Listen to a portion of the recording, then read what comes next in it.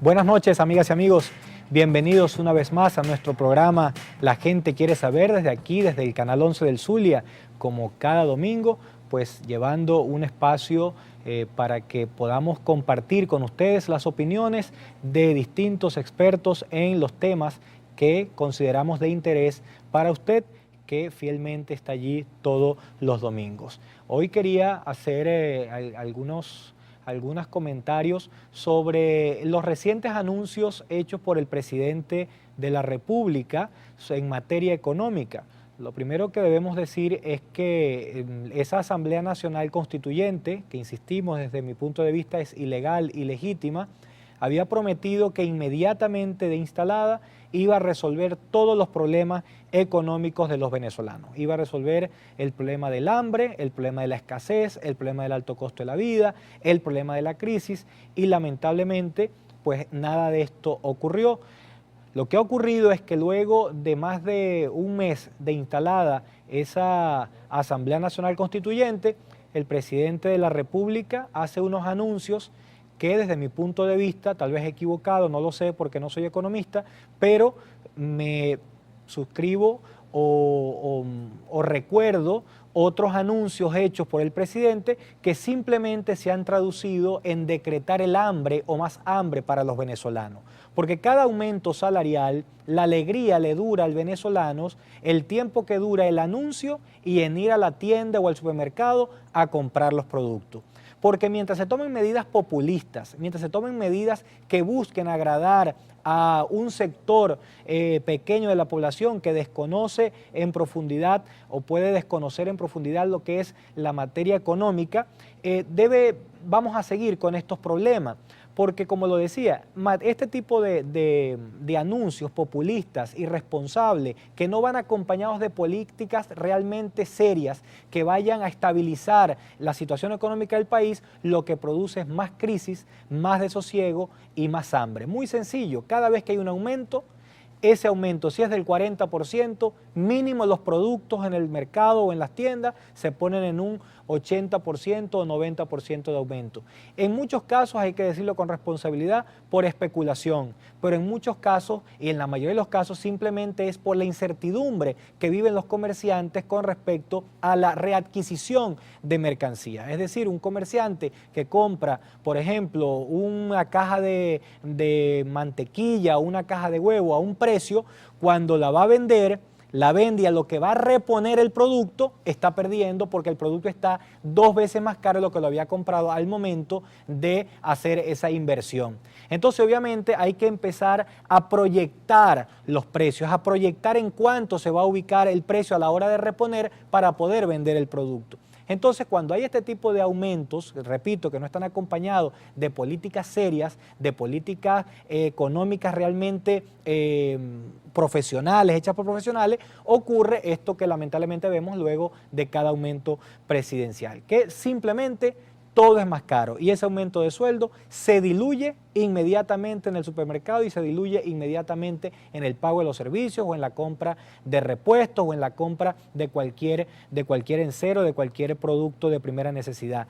Sin hablar de las medicinas, además estamos en una época donde los padres y representantes están adquiriendo los productos, los útiles escolares, los uniformes para el regreso a clase y obviamente este aumento, repito, se convierte en sal y agua porque no es acompañado por políticas económicas serias. Así que yo lamento mucho que el gobierno nacional siga jugando con la inteligencia de los venezolanos porque realmente estos aumentos no van a solucionar el problema de crisis económica que tenemos. Y finalmente también quería hacer un breve comentario de algo que ocurrió la semana pasada con la emisora Fe y Alegría 88.1, donde tengo también este espacio, pero en radio, todos los días de 7 a 8 de la noche, pues lamentablemente por hora y media fue cerrado, fue sacado del aire, fue ordenada que se apagaran sus transmisores, pues por una orden que vino de Conatel. Hora y media después, no sabemos si por presión, no sabemos si porque fue un error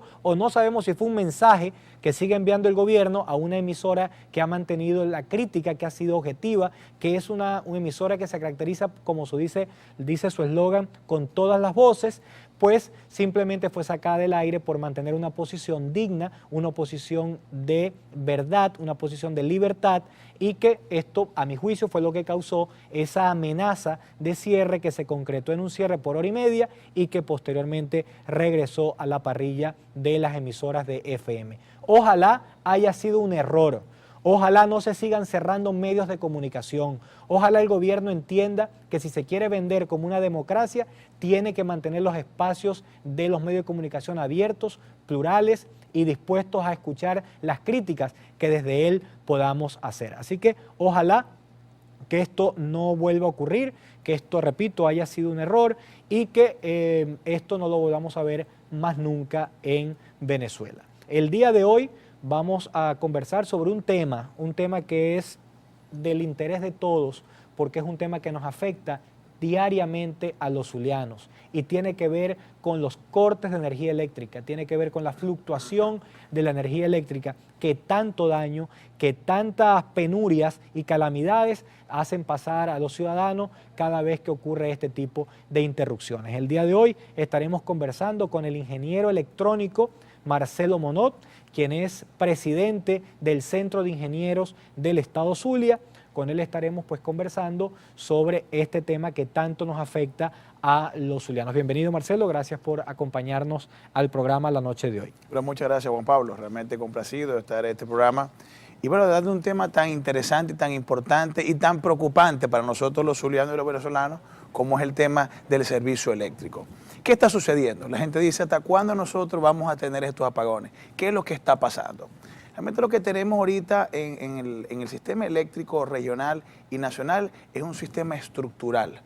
Tiene que ver con la generación, tiene que ver con la transmisión, tiene que ver con la distribución y las conexiones finales. Al regreso, con Marcelo, vamos a hablar de todos estos temas sobre la energía eléctrica, cómo nos afecta y qué soluciones debería haber. Identificamos y regresamos con más de nuestro programa.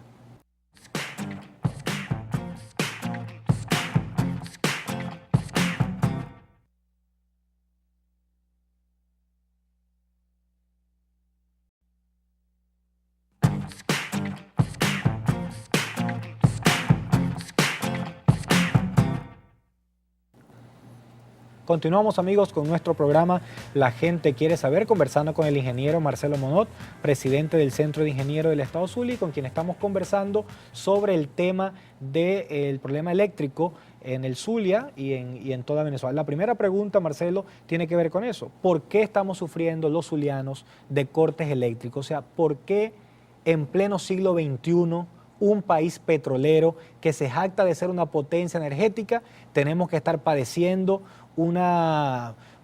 de la fluctuación, del mal servicio de algo tan elemental como es la energía eléctrica? Bueno, fíjate, son diversos los problemas, como te comentaba en el segmento anterior, y todo esto tiene que ver con un problema estructural. Hay que atacar el problema de la generación, de la transmisión, de la distribución y de las conexiones finales. ¿Qué sucede en el país? Tenemos 3 formas de generar energía eléctrica. Número 1 son los parques eólicos, número 2 es la energía termoeléctrica y número 3 la energía hidroeléctrica. Son las 3 formas que tenemos de nosotros generar electricidad. En el caso del Zulia solo tenemos 2. Tenemos el parque eólico y tenemos las plantas termoeléctricas. Ahora, cuando hacemos un balance de cómo están estas plantas a nivel regional y a nivel nacional, podemos ver que el parque eólico, por ejemplo, de La Guajira no está funcionando. Es decir, que esa forma de generar electricidad no está funcionando, por lo menos ahí no estamos aprovechando absolutamente nada. Cuando analizamos el sistema hidroeléctrico o el parque hidroeléctrico, tenemos el Guri. Y el Guri anteriormente teníamos problemas cuando había sequía. Ahora que tenemos entonces lluvia, también tenemos el mismo problema de generación. Se está desbordando que el lo Guri. que está ahorita es un problema de falta de gerencia, de falta de mantenimiento, tanto preventivo, correctivo, predictivo, y eso es lo que está sucediendo ahí con respecto al embalse del Guri. La tercera forma de generar electricidad son los parques termoeléctricos. Y si hacemos un balance en el estado Zulia, ¿en qué condiciones se encuentra el parque termoeléctrico? Podemos ver. Vamos por los Aticos, empezando aquí en Maracaibo. En los Aticos tenemos la planta Ramón Laguna, esa que está allí. Sí. Se ven 3 chimeneas. De las 3 chimeneas, ¿cuántas están funcionando? Ninguna. Es decir, ese parque termoeléctrico debería de generar más o menos 660 megavatios y genera sus 28, 30 megavatios. Es decir, que está en el piso la generación de esa planta termoeléctrica.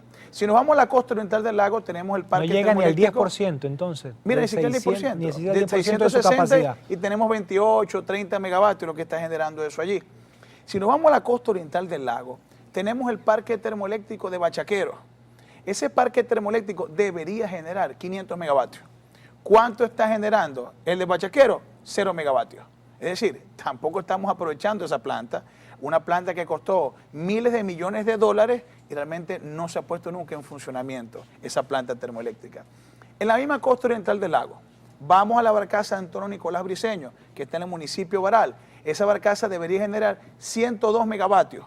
¿Cuánto está generando? 0 megavatios. Tampoco se está aprovechando esa planta. Hacemos el balance, vía La Cañada, tenemos la Termozulia 1, 2, 3 y 4. El gobierno está prometiendo la Termozulia 5 y todavía la 1 no la ha terminado. Esa es una planta que debería generar más de 1000 megavatios y no llega ni siquiera a 800, 900 megavatios de generación. Entonces ya por ahí estamos en un colapso de generación, por cuanto las plantas termoeléctricas no están funcionando al 100%. Ahora, Marcelo, esas que acabas de mencionar, que están unas en menos del 10%, otras al 0%, ¿cuál es la causa? ¿Es falta de inversión? ¿Nunca se inauguraron? ¿Fue producto de la corrupción, que fue un proyecto que nunca se ejecutó? ¿Cuáles son las razones? ¿Por qué la Ramón Laguna, por ejemplo, que es histórica, que todo el mundo la conoce, no está en su máxima capacidad? ¿Cuáles son las causas de que no se esté funcionando? De todos los factores que nombraste, tiene un poquitico de cada cosa. Fíjate, si nosotros analizamos del año 1958 al 2016, a 1999, lo que se llamó la época de la Cuarta República, de la democracia y todas estas cosas, hubo una inversión en el país de 48.000 millones de dólares. Ahora, del año 99 al 2016 no hubo inversión porque realmente no hubo otra cosa, pero se dispuso de más de 110.000 millones de dólares para el sector eléctrico. ¿Y dónde está ese dinero? ¿Por qué entonces tenemos los apagones? ¿Por qué tenemos racionamiento? ¿Por qué tenemos problemas realmente en el servicio eléctrico? Si ha duplicado la inversión que debió tener en lo que se llamó la Cuarta República. Ahí hay falta de mantenimiento preventivo, correctivo, predictivo, hay carencia de capital humano adiestrado y como tiene que ser capacitado para dirigir los destinos de la empresa Corpolec. Bueno, entre tantas cosas tenemos corrupción, tantas cosas que tenemos ahorita y es por eso que tenemos quizás los problemas que estamos teniendo hoy en día. Fíjate que en el estado Zulia tenemos 2 temporadas. Una temporada de alta demanda y una temporada de baja demanda. Ahorita estamos en alta demanda. Entonces, hay que explicar por qué, por las temperaturas. Te explico por qué. Nosotros desde el mes de marzo hasta el mes de octubre tenemos alta demanda. Y desde el mes de octubre hasta marzo del siguiente año la baja demanda. Esa alta demanda tiene que ver, es directamente proporcional a las temperaturas. Empieza la época de calor en Maracaibo, en el estado Zulia, y todos nos vemos obligados a encender más aire acondicionado, los ventiladores, todas estas cosas, y es por eso que aumenta la demanda. Ahora, en este aumento de demanda llega un tope, que son 3.000 megavatios. Ese es el tope que tenemos en el Zulia.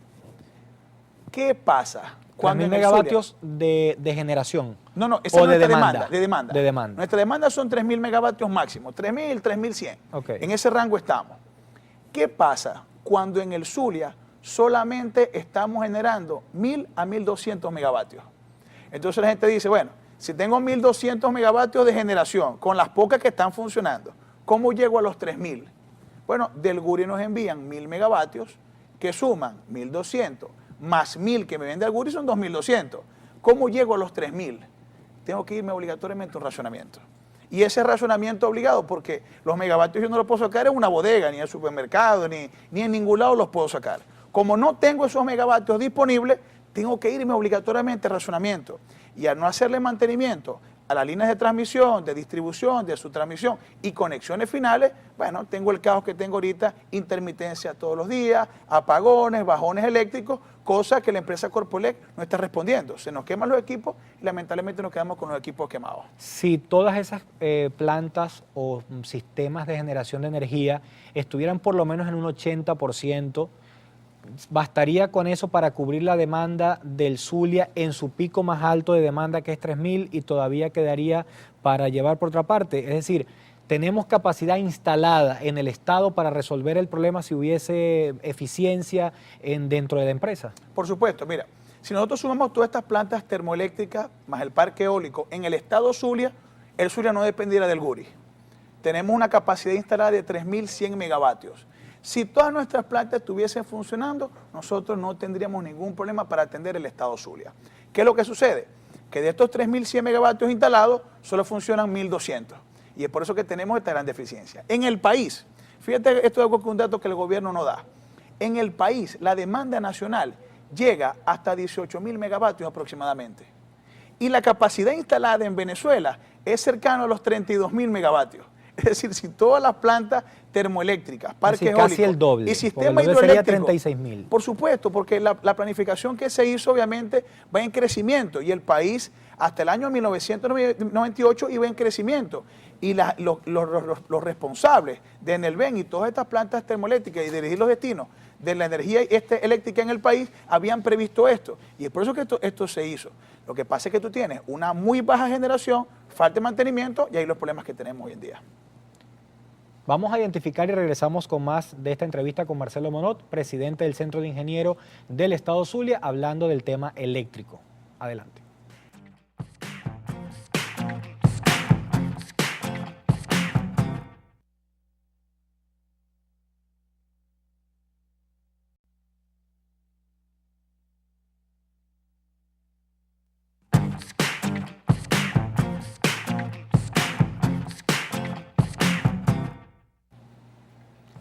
Marcelo Monod, presidente del Centro de Ingenieros del Estado Zulia, conversando sobre la problemática eléctrica del Estado Zulia y a nivel nacional. Estamos en el último segmento. Marcelo, nos gustaría saber lo que la gente quiere saber. Número uno, ¿está este problema a punto de solucionarse, de resolverse? ¿Seguimos con el problema por algún tiempo? ¿Cuál es el mantenimiento que debería realizarse? Todos estos temas y ¿qué es lo que debería hacerse para definitivamente resolver el problema eléctrico que tanta calamidad nos causa a los ciudadanos? Ok, bueno, mira, antes de poner las soluciones, quiero hablarte, y no quiero ser un profeta del desastre, ni del mal, ni traer malas noticias, ¿no? El problema de esto es que bajo la administración que se mantiene y el esquema de gerencia que se mantiene, no vamos a salir de la crisis, lamentablemente. ¿Por qué digo esto? Nosotros hablamos que tenemos una generación actualmente de 1.200 megavatios en el Zulia, y que del Guri nos envían 1.000 megavatios más para los 2.200.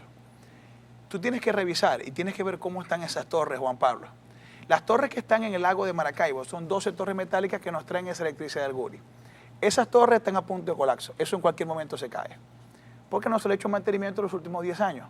Y esas estructuras metálicas, al no hacerle mantenimiento, tienden a caerse, tienden a colapsar.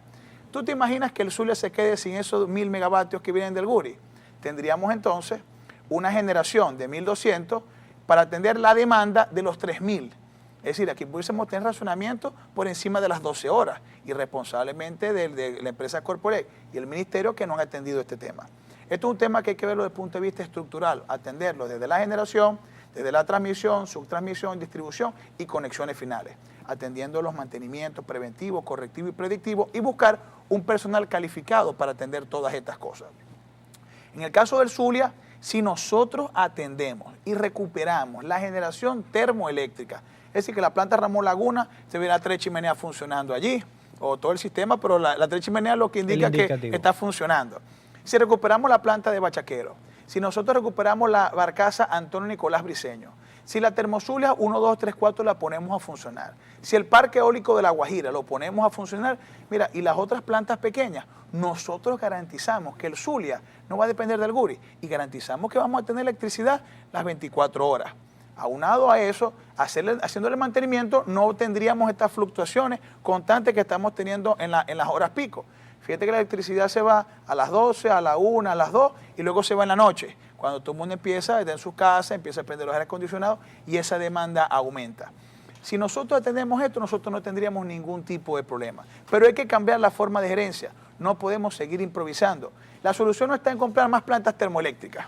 Mira, desde mi punto de vista, eso sería un hecho de corrupción. Buscar más plantas termoeléctricas sin recuperar las que tenemos hoy en día. Ahora, supone que las plantas termoeléctricas que tenemos instaladas se dañaron, se averiaron, cumplieron con su vida útil. Bueno, se pudiese pensar en comprar nuevas, pero teniendo estas operativas, unas plantas nuevas, como son las que tenemos ahorita, no se justifica estar comprando más plantas termoeléctricas. Entonces, eso tenemos que verlo desde ese punto de vista. Cuando nosotros empecemos a ver este tipo de irregularidades en nuestras casas, en nuestras oficinas, en el trabajo, que empiezan estas fluctuaciones, mira, la recomendación es desconectar los equipos, porque se nos quema y nadie nos está respondiendo por eso. ¿Quién indemniza a nosotros? Así estén apagados. Así estén apagados, los equipos pueden sufrir daño. Hay que desconectarlos preferiblemente. Yo los desconectaría para evitar esos problemas.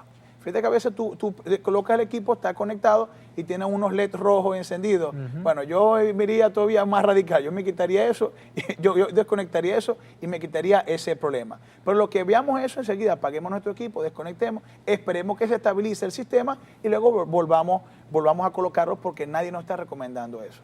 Lo otro, mira, que nosotros hacemos como centro de ingenieros es que debido a la función que cumplimos ante el Estado, ante la República, de ser asesores del Estado y guardianes del interés público, nosotros nos ponemos a la orden.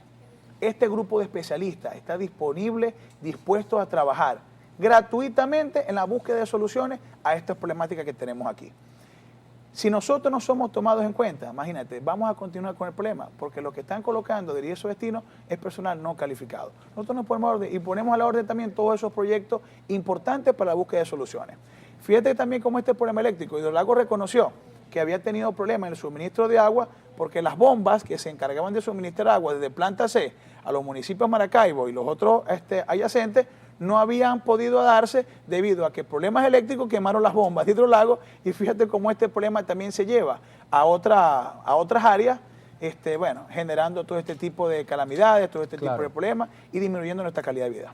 Marcelo, ¿tú crees, una pregunta política, después de toda esta situación eléctrica, ¿tú crees que en Venezuela tendrá la necesidad o habrá la necesidad de privatizar este tipo de empresas como Corpoelec, CanTV, Hidrolago, algo que tanto el gobierno ha buscado esconder, pero que están las empresas por el piso y que hay que invertir bastante dinero para poderlas levantar y poderlas poner en óptimo funcionamiento? ¿Tú crees que hará falta eso o con la capacidad interna venezolana es capaz de recuperar esto?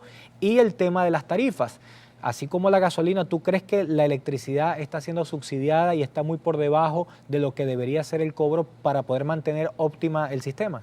Mira, con este gobierno yo dudo mucho que todas estas empresas se recuperen, porque ya ha sido demasiado el dinero que se ha gastado, ha sido demasiado dinero que se han llevado y no se ha invertido en estas empresas generando este buen servicio público a todos los venezolanos.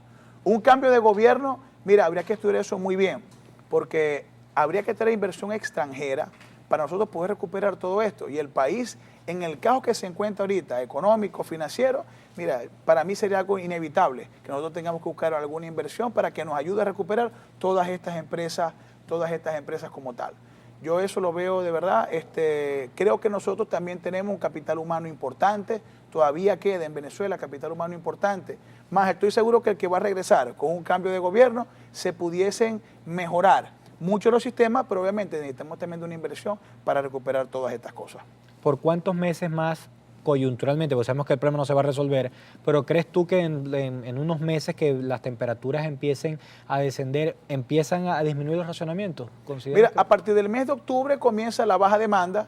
Es posible que lo poco que estamos generando me ayude a atender esa baja demanda. Sin embargo, no es un factor que me garantice que yo voy a tener un buen servicio, porque el año pasado sucedió que en baja demanda también teníamos problemas de racionamiento eléctrico. Si nosotros nos abocamos, mira, si nosotros suponte hay un cambio de gobierno ahorita, tenemos una inversión extranjera importante, capital humano calificado, y nos abocamos a atender de raíz el problema eléctrico, nosotros consideramos que de 1 a 2 años nosotros podemos tener este sistema óptimo. Se estabilizaría en 1 o 2 años. El sistema en su totalidad y pudiésemos volver otra vez a venderle a Colombia, otra vez a venderle a Brasil, como éramos antes. Teníamos realmente una capacidad importante instalada, una generación importante que nos permitía tener dinero. Con el tema del subsidio habría también que revisarlo, porque no se justifica que a mí me estén aumentando las tarifas eléctricas si me están dando un mal servicio.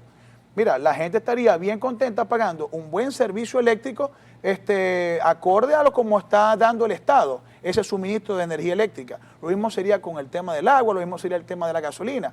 El ciudadano estaría contento si todos estos servicios funcionaran Últimamente, mira, estaría contento de cancelar esto, pero me vas a aumentar las tarifas, me vas a aumentar la tarifa eléctrica, del agua, la gasolina, teniendo un mal servicio. Mira, no se justifica. Perfecto, gracias Marcelo por habernos acompañado en nuestro programa La Gente Quiere Saber. Venimos con la última parte de nuestro programa, ya regresamos.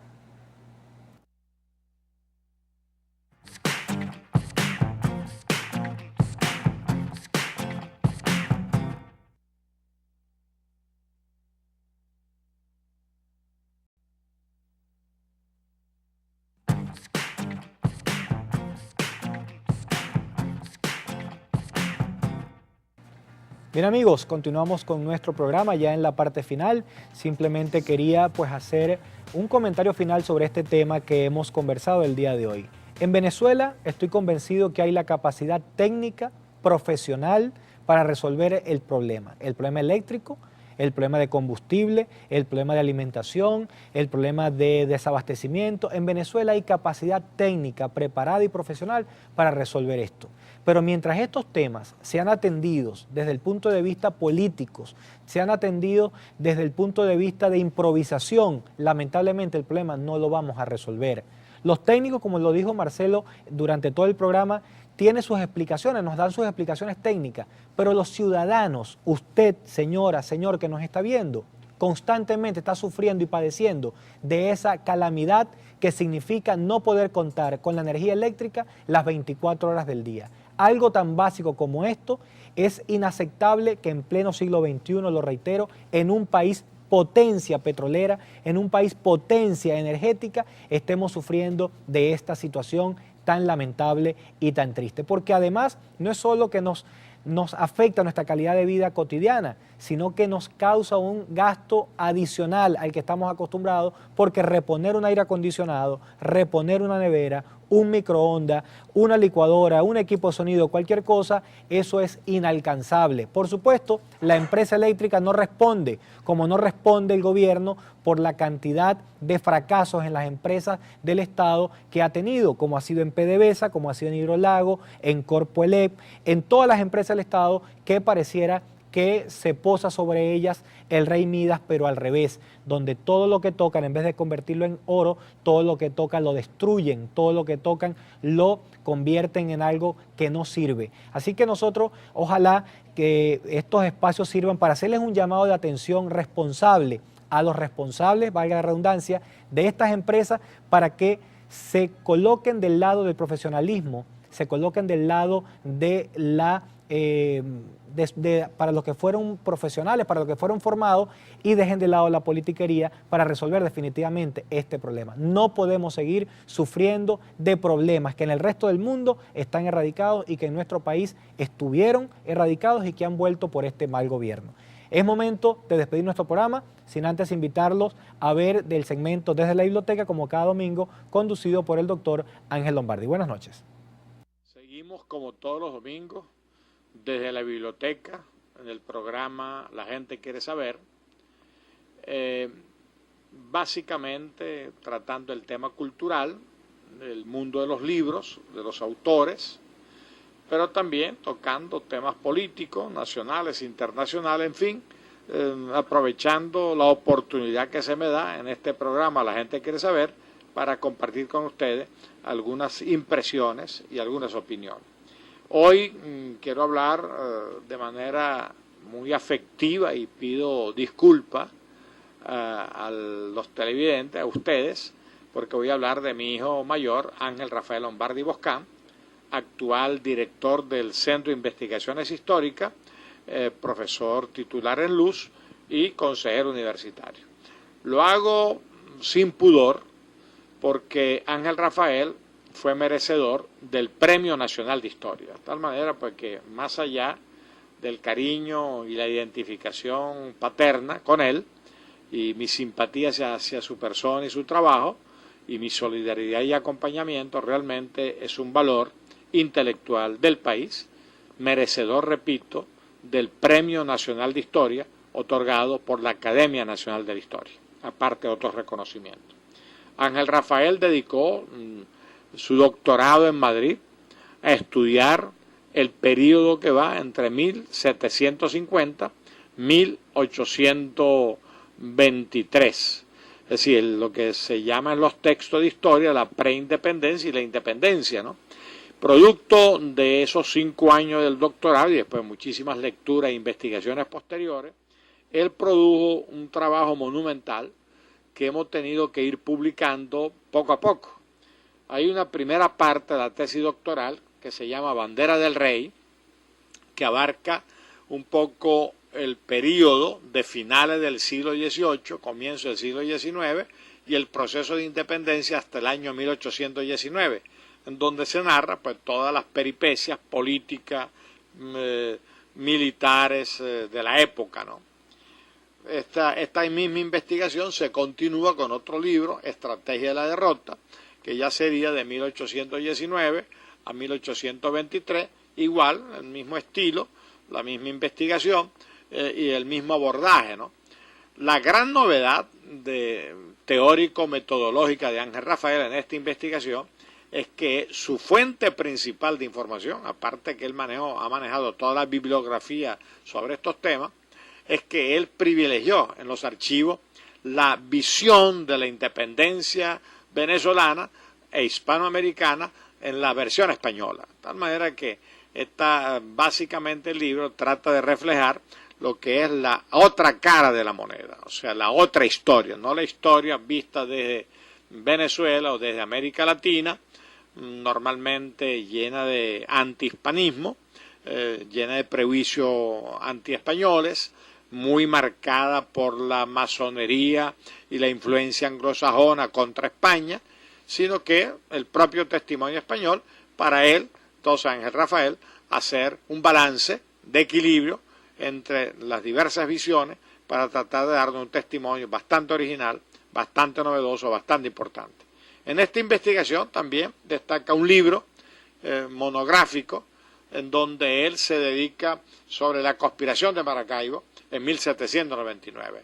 Un bello libro, una investigación monográfica complementaria a lo que él venía haciendo en el gran tema de la independencia y, de hecho, este es un libro importante porque ayuda a clarificar muchos hechos y a desestimar ciertas interpretaciones realmente inventadas. Porque el drama de la interpretación de la historia es que casi siempre muchas cosas están contaminadas de ideología, terminan siendo mitología y sacrifican la verdad de los hechos, la verdad de la historia, ¿no? De tal manera pues que hay una obra importante en proceso, él continúa con sus investigaciones, tiene diversas publicaciones pendientes, entonces recomiendo ampliamente la lectura de Banderas del Rey, La conspiración de Maracaibo y Estrategia de la Derrota del historiador Premio Nacional de Historia Ángel Rafael Lombardi Boscán.